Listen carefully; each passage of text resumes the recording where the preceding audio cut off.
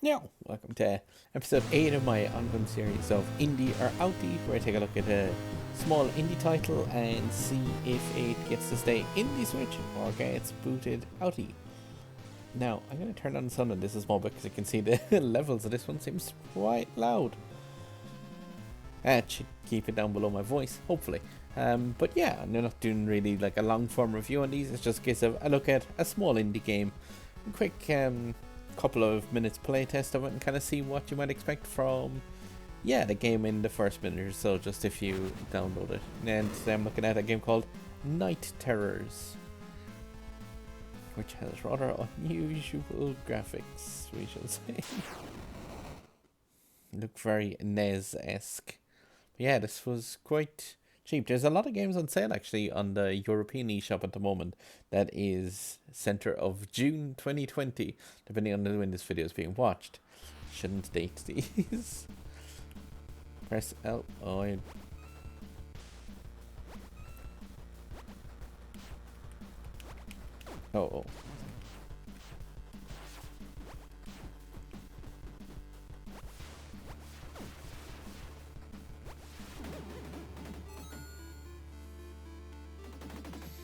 Okay, this is one of those type of games where you get the controls that it like say what you're meant to do as it's happening on screen. It's like, oh, you should have pressed this. But it's just an auto runner, by the way. I'm not controlling the running motion across the screen. The character just automatically runs. L button. The left on the D-pad works fine. So there's just left on the D-pad or L to jump and fly, and do not let thine enemies pass. And yeah, it's either the A button or right on the D-pad, or it's basically anything on the right hand side to swing the sword, and anything on the left hand side to make the character jump.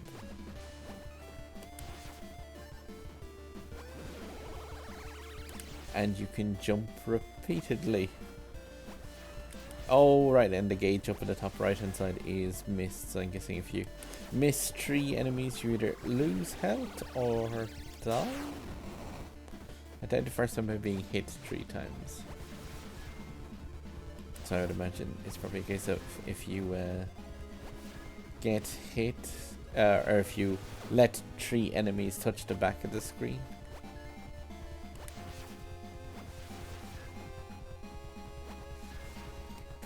What? But like the little sprite working is pretty cool. They look very NES-ish, like the Nintendo Entertainment System type games. But yeah, perfectly functional. That's a zombie, that's a bat, that's another bat. Those are some spikes with blood on them. Some wooden poles. Not a fan of that little woody pole thing at the top. Oh. And down I go.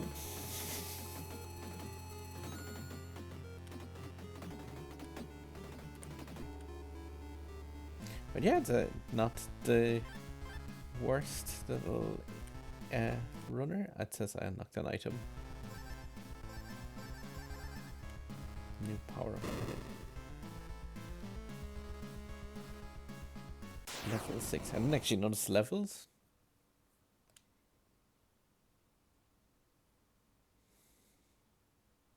But yeah, this seems kind of like the crux of what I look for in an indie game.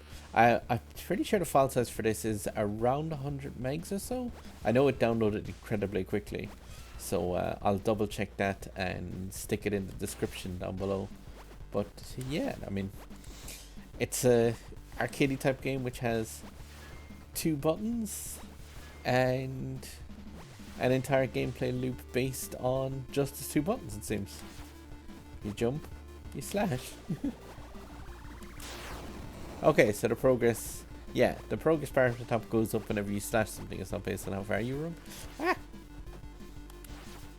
And once it fills up, you slash one other enemy to go to the next level. And I'm pretty sure the level's just a case of like, yeah, so you've got skeletons on stage 1, the bats on stage 2, and the skulls probably come in then from when it's on stage 3. But I think it said get to stage 6 to unlock the next game mode. So I'll just see if I can get that far. Level 3. Ooh. I'm sure it should be fine. Oh, no. It is a bit off-putting the fact that when an enemy hits the mist area at the back of the screen, like you obviously lose a skull on the right hand side, but the game freezes for a second while it registers that, the same way as if you were to hit something, so it can mess up your timing on slashing the next enemy. It just means that like when you've already had a miss, you kind of get a cascade of loss because of the fact that, yeah, the game freezes for that second. Also, I noticed that the miss gauge is reset when you pass a stage. So when you finish a level, yeah, the miss gauge goes back to 0 skulls. Oh, now it's actually taking an awful lot more enemies to fill up that gauge. With those skulls, they seem to have like, oh, pattern of like whether they come in at the top of the screen, they fall down to you, or if they appear on the right hand side. At the bottom of the screen, you're just supposed to stay still and slash. Level 5, right? So one more level. We can do this. No, no, no. Wait. Throwing X's. Haha! Oh no.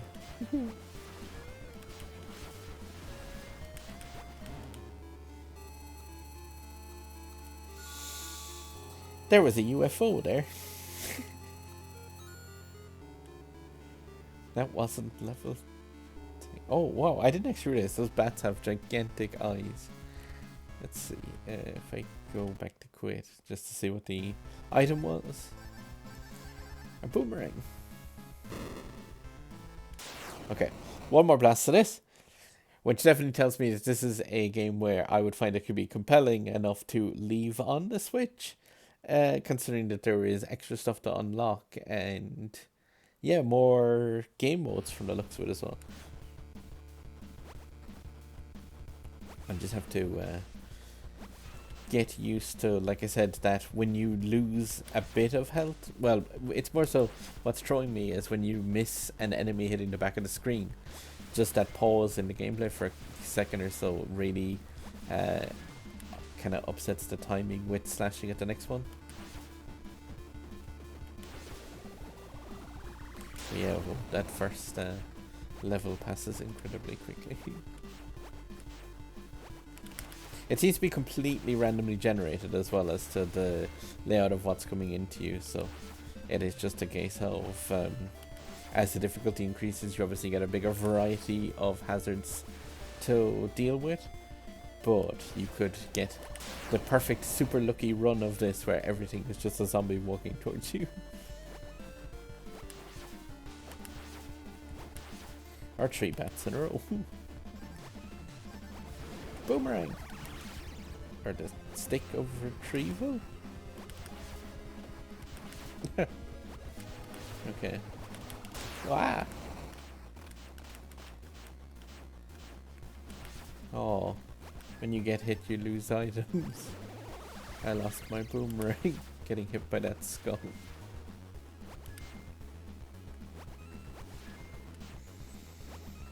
So if you have a throw up between getting enemy gun behind you. Oh. Yeah, one thing I will say about this is I've played a lot of kind of games like Bitrip Runner and other kind of endless runner games, and this game isn't particularly easy. So if you've never played one of these before, you might find this a small bit on the difficult side.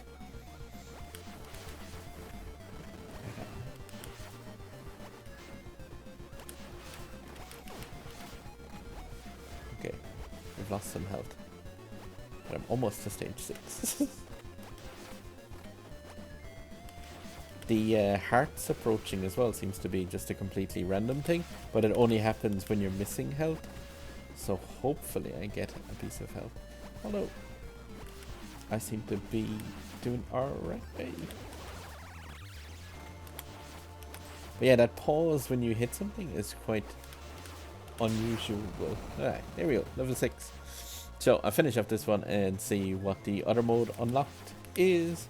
It's probably just going to be like a small variation on the basic game loop. Ah!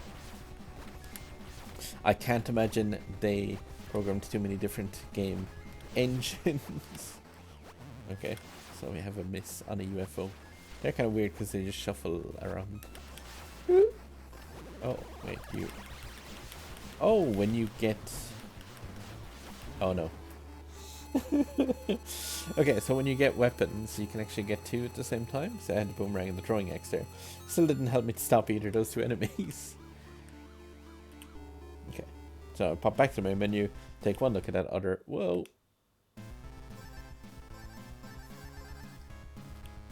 A larger heart. Flight terrors.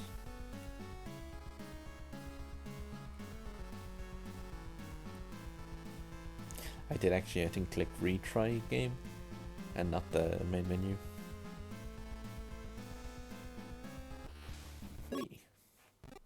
Quit out. 50,000 in flight terrors, so unlock the next game mode. I'll just give this one look and see what type of game mode it is. And like, is it a big change or just a minor change to the game mechanic? But yeah, this is definitely... Come. Oh. Oh.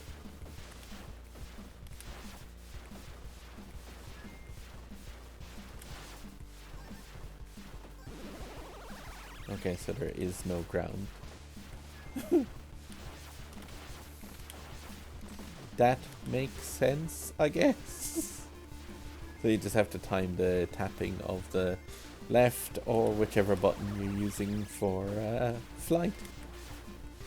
Oh, and I immediately lost my boomerang because I touched up the spikes. So yeah, hitting an enemy or a spike hazard. Any loss of health, I think, is just you lose that special weapon that you had. Uh-oh.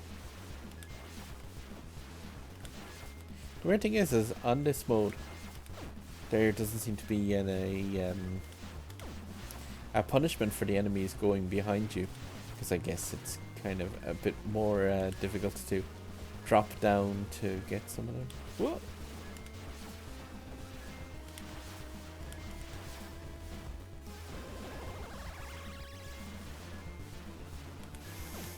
Definitely not the easiest of indie games, but yeah, genuinely quite cool. I'm in trouble with the score here. I'm definitely won't be seeing that 50k mark, I think.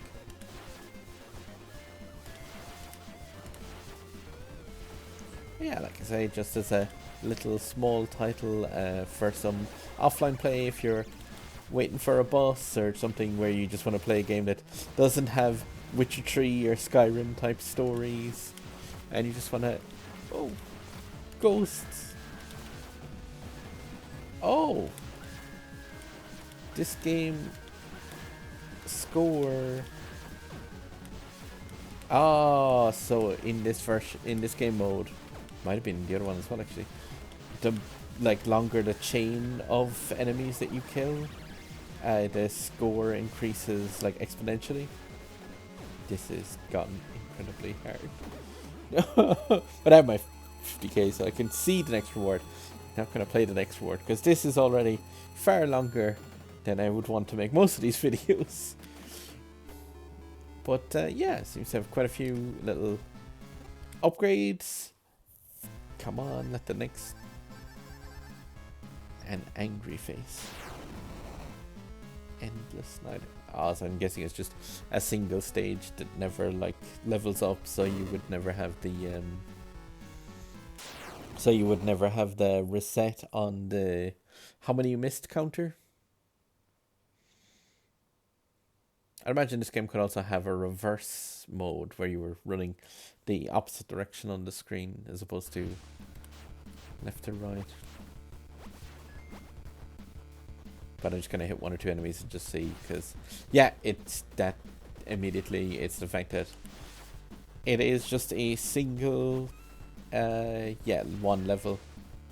So it's the exact same as the base game, except for the fact that you would never be able to reset the missed counter. So that would become just as important as your health. Well, even more so actually, because you can pick up hearts.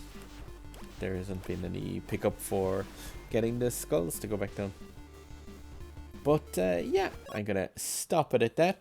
And that's Night Terrors. Like I said, it's relatively cheap game, very small file size as well. I think it's around 100 megs, but I'll put it down in the description down below. And yeah, definitely, if you like kind of difficult arcade games with kind of a high score and unlocking kind of a few different things to do, yeah, it seems pretty cool. Definitely worth a few minutes of time. And with that file size, I wouldn't delete it from the Switch just for the sake of it's something that you could just open up, like I say, play a couple of games of, and get some pass away a couple of minutes before getting back onto getting a train or getting a cup of tea or whichever. All right, good luck. I'll leave it there, and yeah, leave a like or so if you enjoy these, or a comment down below if you let me know what you think of this game if you've picked it up. All right, good luck and chat to you.